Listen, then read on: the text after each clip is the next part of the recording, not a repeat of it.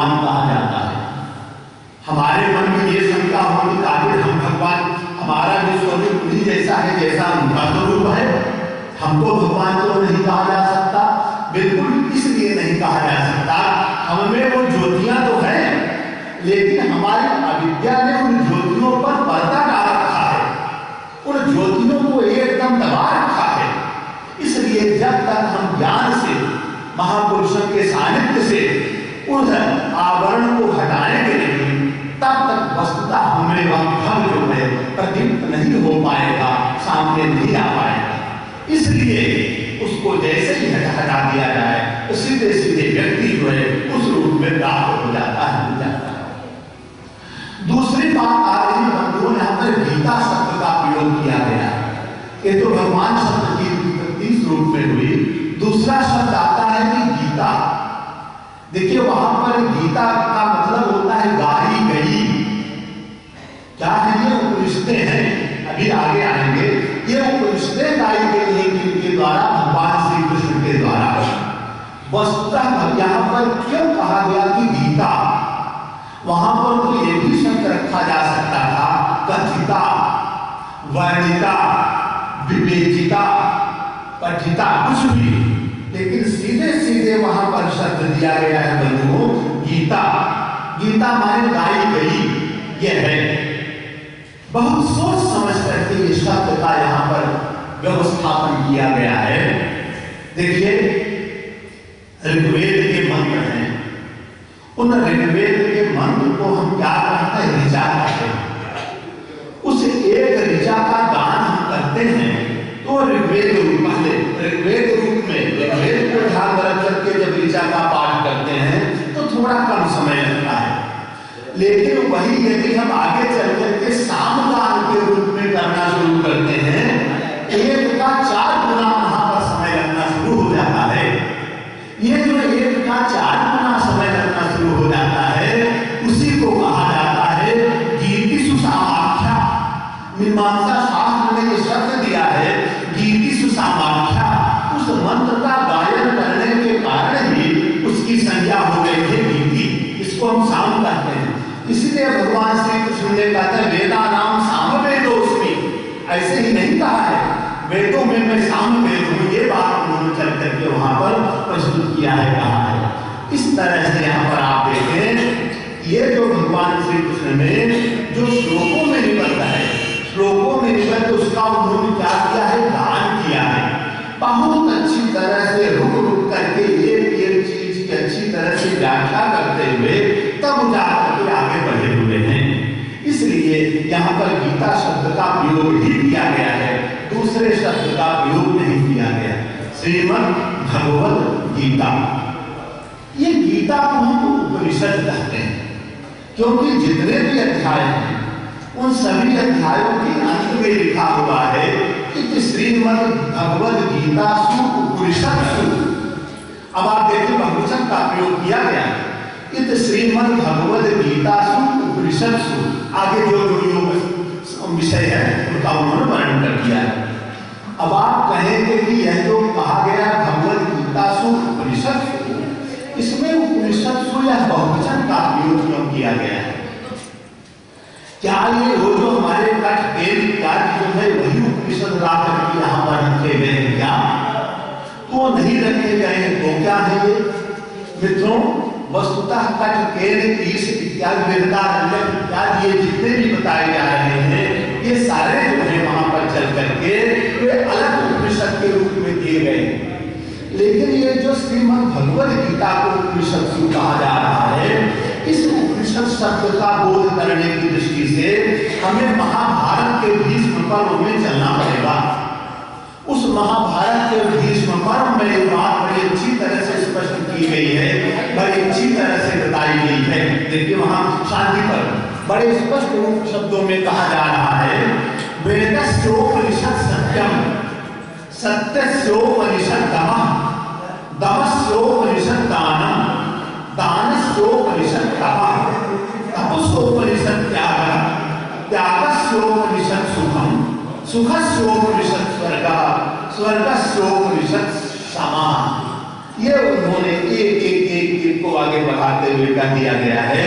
इसीलिए गीता जो है वस्तुतः एक है, लेकिन बहुवचन का उपयोग उपनिषद रूप में किया गया है।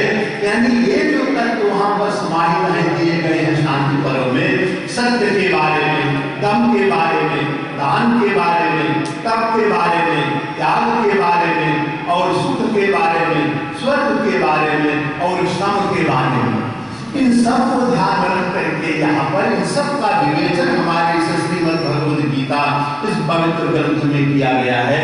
इसलिए इसको ध्यान रख करके बहुवचन के रूप में दिया गया कि श्रीमद् भगवद गीता सु उपनिषत्सु, इसलिए चल करके इन्होंने यहाँ पर इस शब्द का प्रयोग किया गया। वहां यदि उपनिषद शब्द का हम अर्थ देखें, वह रूढ़ अर्थ जो है वो रूढ़ रूप में लिया जा रहा है। ऊपर नी और शब्द धातु है। उप माने समीप में, नी माने निश्चित रूप से। शब्द का मतलब क्या होता है? शब्द धातु के 3 अर्थ होते हैं, विसरण, गति और अवसादन। विसरण का मतलब होता है नाश। महापुरुषों के सानिध्य में जब हम बैठते हैं, उत्तम शास्त्रों के सानिध्य में जब हम बैठते हैं और उनका स्वाध्याय यदि हम करते हैं, तो धीरे धीरे क्या होता है, हमें विद्यमान जो अज्ञान है उस अज्ञान का धीरे धीरे नाश होने लगता है। जैसे अज्ञान का नाश होगा, धीरे धीरे धीरे धीरे हमें ज्ञान की प्राप्ति होने लगेगी। इसलिए ज्ञा धातु का अर्थ ज्ञा अवबोधने, अवबोध होने लगता है। और उसके बाद कहते हैं अवसादन।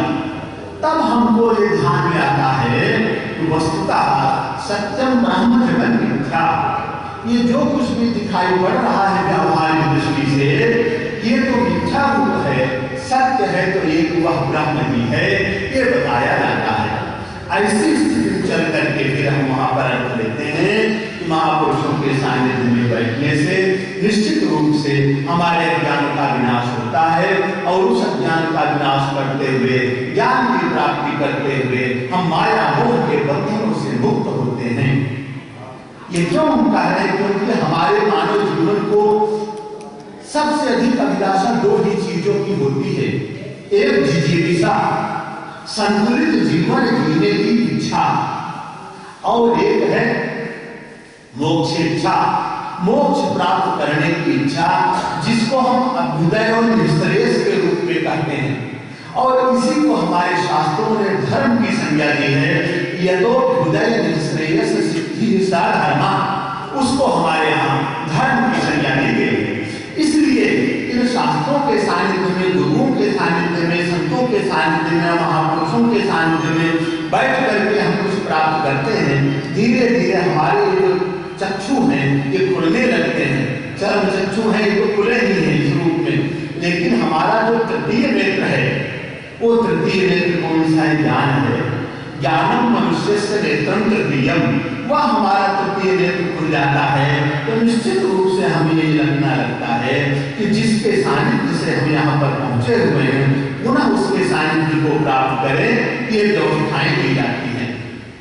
मित्रों, भक्ति की बात हो गई, यहाँ पर सार रूप में हो गए, भक्ता दुष्यत माधवा नहीं, भक्ति प्रिय माधवा। आप कहेंगे भक्ति को प्राप्त कैसे करें, ये भी थोड़ा सा जानना जरूरी है। एक श्लोक में ही बता दिया गया है कि कृष्ण भाव रस भावित भक्ति प्रियताम यदि कुतोपि लभ्यते। भगवान कृष्ण के भाव से, के रस से युक्त जो भक्ति है वो कहीं भी मिल जाए, आप खरीद लो। हमारे मन में शंका होगी, उस भक्ति को खरीदने में तो बहुत कुछ राशि की आवश्यकता पड़ेगी। हमारे शास्त्र कहते हैं 1 भी टके की जरूरत नहीं पड़ती है। वहां पर हमें क्या होना चाहिए? मुख्य रूप से वहां पर हमें एक विह्वलता होनी चाहिए। जैसे रामकृष्ण परमहंस से किसी ने कह दिया, आपने प्रभु का दर्शन किया है क्या? उन्होंने कहा बिल्कुल किया है। कहा मुझे आप दर्शन करा सकते हो? कह चलो।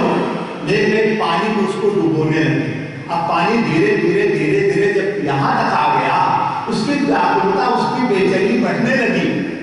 रामकृष्ण परमहंस जी ने कहा, जब इस तरह की व्याकुलता आपके आपके मन में पैदा होगी तो प्रभु का दर्शन होगा, नहीं तो नहीं। इसीलिए लिखा तत्र दौल्य मूल्य में कलम, उसमें किसी ज्यादा धन धान्य की आवश्यकता नहीं है प्रभु की भक्ति को खरीदने में। लौल्य की प्राप्ति होनी चाहिए, मुख्य रूप से वह विमलता होनी चाहिए। हे प्रभु आप कैसे मिले? ये जन्म कोटि लब्धम, यही करोड़ों जन्म बीत जाता फिर भी नहीं आ पाते मित्रों।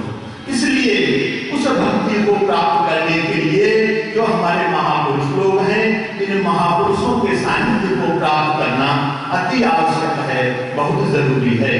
अब मित्रों सीधे सीधे हम आ रहे हैं, हमारा जो अपना मुख्य रूप से विषय है वह विषय है अक्षर ब्रह्म योग, जिसका तारक ब्रह्म योग ये भी नाम दिया गया है। 8वां अध्याय है श्रीमद् भगवद गीता का।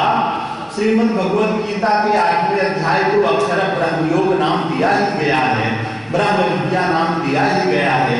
साथ साथ इसको तारक ब्रह्म योग नाम आचार्य शंकर ने दिया है। आचार्य शंकर वहां पर कह रहे हैं इस रूप में। अब एक बात ध्यान रखें, भगवान श्री कृष्ण और अर्जुन का संवाद चल रहा है। अर्जुन को तो भगवान ने निमित्त बनाया है, एक वाक्य में बोल दिया है उन्होंने निमित्त मात्रम भव सत्य साक्षी, उसमें सारी बातें आ गई हैं। तुमको मैं निमित्त बना रहा हूं बस।